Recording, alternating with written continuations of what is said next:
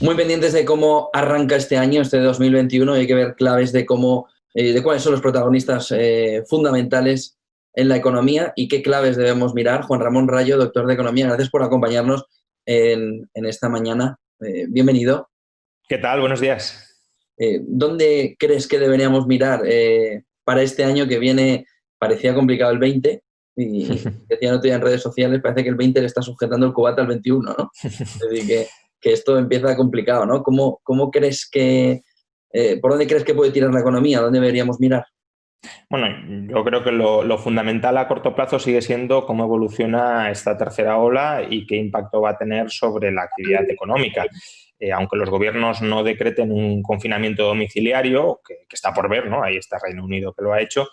Aún así sabemos que cuando los contagios son masivos, la ciudadanía tiende a autoprotegerse autoconfinándose o al menos reduciendo de manera significativa las salidas, ya sea para hacer gastos o incluso en algunos casos, sobre todo si estás contagiado o eres una persona que puede haber sido contagiada, de también quedarse en casa y no acudir a los centros de trabajo. Y todo eso supone un parón de la actividad económica. Por tanto, sí hay relación entre el avance de la pandemia y la contracción económica. Y eso es lo que tenemos más inminente a corto plazo. A medio plazo, a lo largo del año, creo que lo que hay que observar es cómo avanza la vacunación, porque cuanto más avanzada esté la vacunación, cuanta más gente se quiera vacunar y cuantos más medios pongan las administraciones, medios públicos o privados, para que esa gente que se quiere vacunar se vacune, pues más fácil sea normalizar la actividad económica, regresar a la normalidad.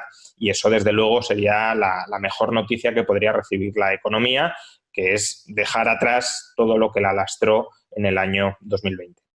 Estados Unidos, con todo lo que ha sucedido durante los últimos días, ¿qué puede pasar durante este año? 20 de enero, ahí está esa fecha de entrada de Biden, está todo el tema del segundo impeachment a Trump, está un gran revuelo, ¿no? Nacional, pero por otro lado lo que también tenemos es a los demócratas con un control absoluto del poder en Estados Unidos, por lo que pueden perfectamente hacer aquello que consideren económicamente y ponerle a la economía todo el dinero que quieran. Es decir, no hay excusa para los demócratas en Estados Unidos para darle todo el impulso.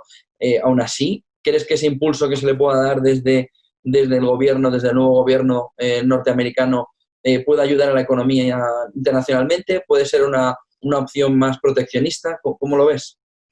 A ver, yo creo que es una muy mala noticia que todo el poder se haya concentrado en manos de los demócratas. Podría incluso, esperemos que no, pero abrir una crisis institucional muy seria en Estados Unidos, al margen de lo que sucedió con el Capitolio, porque si Biden decide finalmente controlar el Supremo, incrementando el número de magistrados en el Supremo, eso sí abriría una crisis institucional muy importante porque sería visto como un asalto a la independencia del Poder Judicial y puede hacerlo porque controla el Senado. Hasta ahora no podía hacerlo, pero sí puede hacerlo. Dejando de lado el componente más político, hay que tenerlo en cuenta porque evidentemente si hay una crisis institucional seria en Estados Unidos, pues eso nos va a afectar a la economía estadounidense y por tanto a la economía mundial.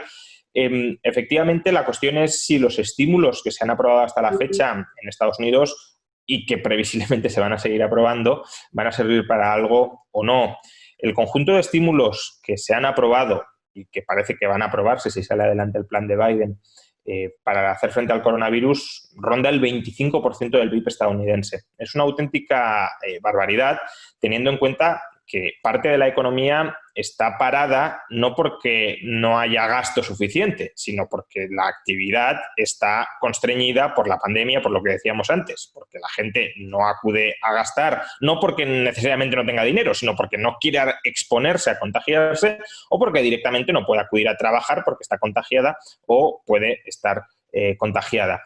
Con lo cual, claro, si tú inyectas más gasto en la economía, eso no lo remedias. Yo no digo que no hubiese habido que hacer absolutamente nada frente a la parálisis económica, pero creo que las políticas deberían haber ido más a un cierto mantenimiento de rentas para que no quedara nadie absolutamente descolgado, es decir, pues no tengo ahorros, no tengo ingresos, ¿cómo puedo salir adelante durante los próximos meses? Incluso, desde una perspectiva keynesiana, podría haber un cierto margen para un estímulo de gasto, porque sí que es verdad que, aunque el shock inicial sea un shock de oferta, eso puede tener repercusiones sobre el gasto, pero claro, el margen que tienes para estimular el gasto dentro de estas condiciones es muy reducido y 25 puntos de PIB ni buscan mantener rentas para que las personas de riesgo, digámoslo así, no se queden descolgadas, ni tampoco busca estimular el margen que podías tener para estimular el gasto. Por tanto, lo que añade es una montaña de deuda gigantesca sobre la economía estadounidense, montaña de deuda que tendrá repercusiones futuras en términos de crecimiento económico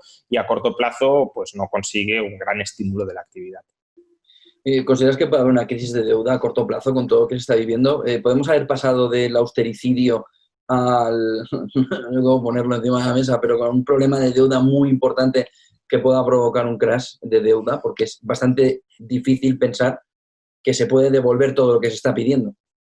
Bueno, a ver, la deuda pública no se suele devolver nunca, eso es lo que se suele decir, ¿no? La deuda pública se refinancia, sobre todo. Lo que se pagan son los intereses y ahora mismo los intereses están muy bajos. Están bajos, pero en Estados Unidos ya están empezando a crecer. Veremos cuánto y hasta cuándo, pero ya no están en mínimos, ¿no? Y en parte cabe pensar que han empezado a crecer, al menos así algunos analistas lo consideran, porque puede haber cierto miedo de sobre la solvencia de Estados Unidos en el largo plazo, ¿no? Básicamente porque han aumentado los tipos de interés a 10 años, pero no han aumentado los tipos a corto, ¿no? Entonces, la cuestión es, ¿el hecho de que los tipos hoy estén moderadamente bajos descarta absolutamente una crisis de deuda futura?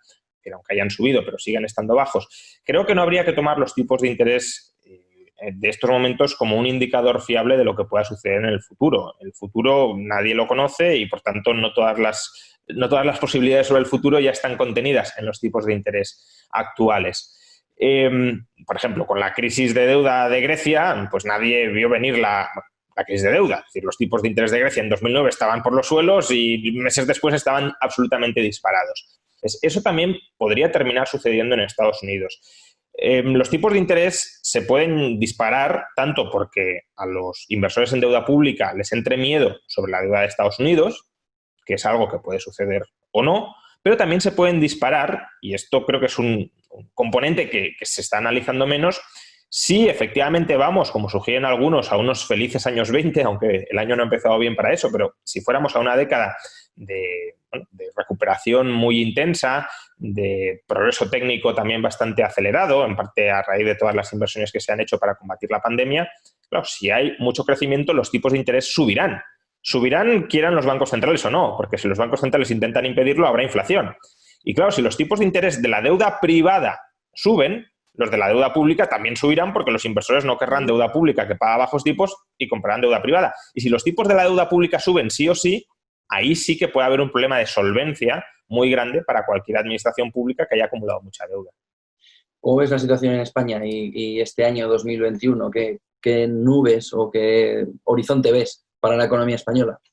Creo que depende fundamentalmente del ritmo de vacunación y de momento el ritmo de vacunación no es especialmente alto, ¿no? Y es algo que a mí me sorprende y me indigna a la vez, porque es decir, estamos ante una de las mayores crisis económicas del último siglo, crisis económica que sabemos la causa muy clara, que es la pandemia, y las administraciones públicas pues están mostrando, todas, no solo el gobierno central, también los autonómicos, o al menos algunos autonómicos.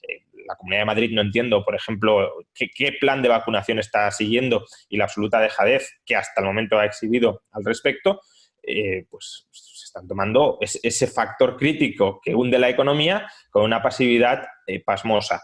Si avanzáramos rápido en la vacunación y, por tanto, pudiésemos volver a la normalidad, podría ser, a falta de otras sorpresas que no tengamos ahora en el horizonte, podría ser un buen año en lo económico. ¿Por qué razón? Pues primero porque solo porque se normalice la actividad ya experimentaremos un crecimiento muy notable. Segundo, las familias durante 2020, al menos algunas de ellas, han ahorrado por lo que pudiera pasar. Es decir, ha habido un incremento muy importante del ahorro precaucionario. Ese ahorro precaucionario se podría liberar en forma de gasto en consumo si se puede volver a relacionarse con otras personas en condiciones de normalidad. 3, las empresas que han suspendido muchísimas de sus inversiones en 2020, si de nuevo la actividad económica mejora, probablemente se lancen a invertir nuevamente. Por tanto, aumento de normalización de la actividad económica, aumento del gasto en consumo, aumento del gasto en inversión y además fondos europeos, que no soy muy optimista sobre sus efectos en el medio y largo plazo, pero es evidente a corto que si gastas 20.000, 30.000 millones de euros, eso te dará un plus de crecimiento a corto plazo. Con lo cual, todos estos factores, si se conjugan, pueden dar lugar a un crecimiento económico intenso en 2021. Ahora, otras incertidumbres en el horizonte siguen subsistiendo, sobre todo el ritmo de vacunación. Y un último punto, ¿cómo ves todo el movimiento de tecnológicas, Trump, y la reacción que pueda tener? Es decir, ¿tiene visos de surgir una nueva red social y eso cambiar el modelo de comunicación? ¿Cómo estás viviendo o cómo estás viendo este movimiento que está viendo con la aparición de Parler, de MeWe y el bloqueo por parte de las grandes tecnológicas a la aparición de nuevos actores? Bueno, evidentemente, si las redes sociales actuales siguen ahogando más, siguen apretando más a determinadas ideologías, que nos podrán gustar o no, pero son ideologías que comparten muchísimas personas, pues habrá una tendencia a que esos usuarios migren a otra.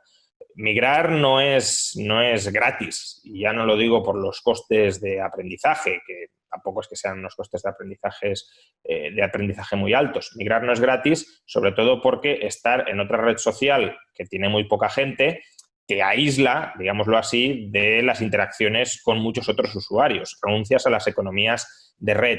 Es verdad que es una renuncia no total, porque puedes tener una cuenta en Twitter y puedes tener otra cuenta en otra red social y mantener las dos abiertas y usar las dos, pero bueno, los mensajes de una no pueden ir a la otra y por tanto el incentivo a usar una red social con pocos usuarios de entrada no es muy alto. Pero si la migración se va produciendo, se puede terminar generando una masa crítica que sí genere o impulse ese cambio. Y creo que más allá de la perspectiva económica, que eso es un asunto que afectará más pues, a Twitter como empresa, por ejemplo, o a Facebook como empresa, creo que sería malo para la sociedad que se produjera esa fragmentación de redes sociales por contenido ideológico. Y al final, en Twitter es verdad que seguimos, la gente suele seguir a gente que es de su cuerda ideológica y por tanto se generan ciertas cámaras de eco. Yo solo me informo de los que me dan la información que quiero recibir, pero quieras que no, al estar todos en la misma red social, muchas veces recibimos información,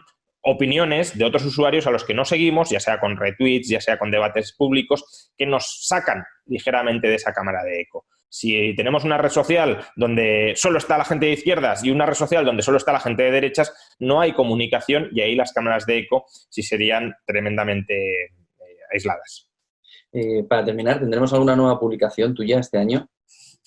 Si me pongo a ello, espero que sí, pero el tema es que tengo alguna bastante avanzada, ya lo he comentado, estoy escribiendo un libro contra el capital de Marx, ¿no? Analizando de manera exhaustiva el pensamiento de Marx en esa obra y criticando lo que para mí son sus muchos errores, pero es verdad que la tengo parada la tengo muy avanzada, ya voy por el tomo tercero, por el volumen tercero del Capital, incluso bastante avanzado por el volumen tercero, pero me tengo que sentar a rematarla porque ahora mismo estoy con otros proyectos y no estoy avanzando ese, que debería ser el que estoy moviendo para terminar pronto.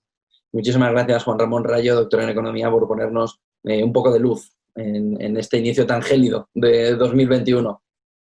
Muchas gracias a vosotros, como siempre. Un abrazo. Gracias.